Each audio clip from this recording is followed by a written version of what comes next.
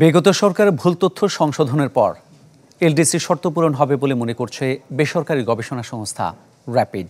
সংস্থাটির চেয়ারম্যান জানান, এক্ষেত্রে সবচেয়ে গুরুত্বপূর্ণ হল কৌশলপত্র।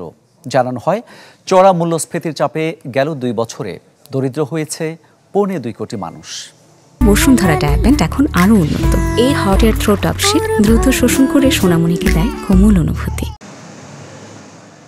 গেল 1.5 দশকে উন্নয়নের গালগল্প প্রমাণ করতে মূল্যস্ফীতি, রপ্তানি আয়সহ অর্থনীতির প্রায় প্রতিটি নির্দেশকে ব্যাপক ভুল তথ্য ছড়ায় আওয়ামী লীগ সরকার। ফলে উন্নয়নের বয়ান প্রচার হলেও বাস্তবতা বলে ভিন্ন কথা। ধসে যাওয়া অর্থনীতি নিয়ে তাই দাবি উঠছে এলডিসি গ্র্যাজুয়েশনের সময় বাড়ানোর। এলডিসি গ্র্যাজুয়েশন হচ্ছে মূলত মাথাপিছু আয়, মানব সম্পদ এবং আর্থিক ও পরিবেশগত সংকট বিবেচনায়, যেখানে তথ্য সংশোধনের পরও শর্ত পূরণ হচ্ছে।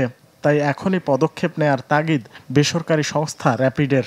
বিনিয়োগের সঙ্গে যেটা দরকার, পলিসি প্রেডিক্টেবিলিটি আমাদের সামনের দিনগুলোতে বা অ্যাটলিস্ট ইমিডিয়েট ফিউচারে কী হবে সেটা, যে স্মুথ ট্রানজিশন স্ট্র্যাটেজি তৈরি করা হয়েছে, কৌশলপত্র, এইটাকে খুব দ্রুত এটাকে অ্যাডাপ্ট করা দরকার, হ্যাঁ, এটাকে গ্রহণ করা দরকার, করে এটার বাস্তবায়ন যত তাড়াতাড়ি সম্ভব শুরু করা দরকার।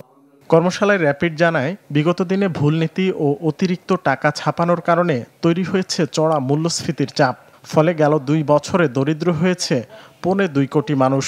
এই সংকট নিরসনে ওএমএস, কাবিখা সহ সামাজিক সুরক্ষা খাতের 3 কর্মসূচিতে চলতি এডিপি বরাদ্দের 2.3% অর্থ স্থানান্তরের পরামর্শ সংস্থাটির।